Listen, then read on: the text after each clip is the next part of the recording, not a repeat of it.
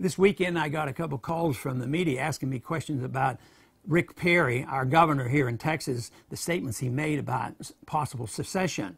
Now, he didn't call for secession, but he was restating a principle that was long held, and at least in the original time of our country, and that is that there was a right to secession. Actually, after the Civil War, nobody believes there is a so-called right to secession, but it is a very legitimate issue to debate because all the states that came into the Union before the Civil War believed they had a right to secede.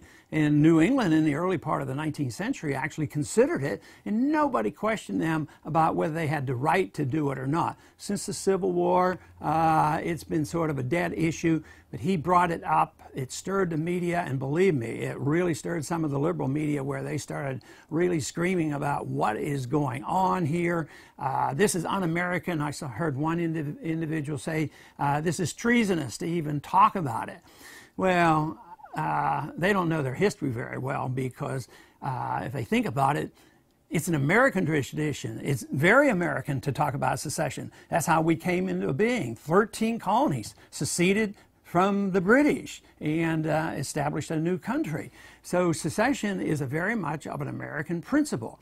What about all the strong endorsements we have given over the past decade or two of those republics that seceded from the Soviet system?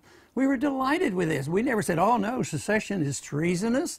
No, secession is a good principle. Just think of the benefits that would have come over these last 230-some years if the principle of secession had existed. That means the federal government would always have been restrained not to overburden the states with too much federalism, too many federal rules and regulations.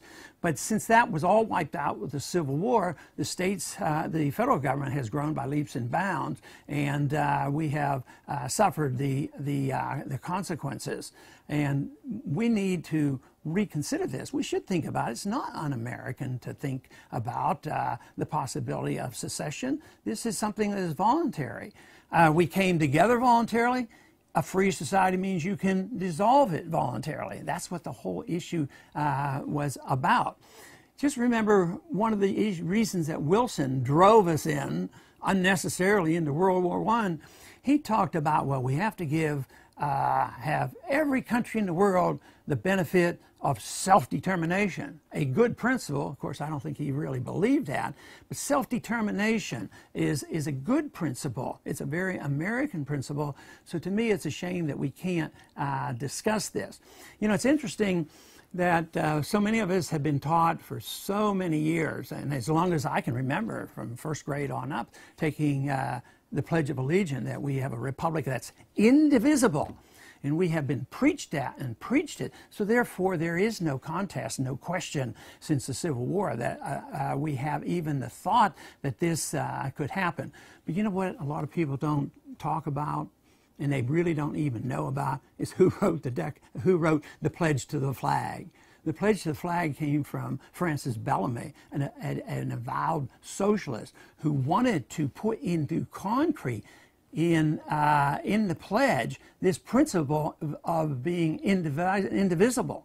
And he did it, you know, for the celebration, ironically, 400 years of the celebration of the landing of Christopher Columbus. So it was in 1892. I mean, the Pledge of Allegiance has not been here, you know, all our history. So I think it's worth a discussion. I think people should discuss this because right now the American people are sick and tired of it all, and I think the time will come when people will consider it much more seriously, is when the federal government can no longer deliver. That time will come when the dollar collapses. No matter what they do and how many promises they have and how many bailouts they have, they can't do it if the money doesn't work. So then the independence of the states will come back, and it doesn't mean that you'll be un-American to even contemplate what might have to be done once the dollar crashes.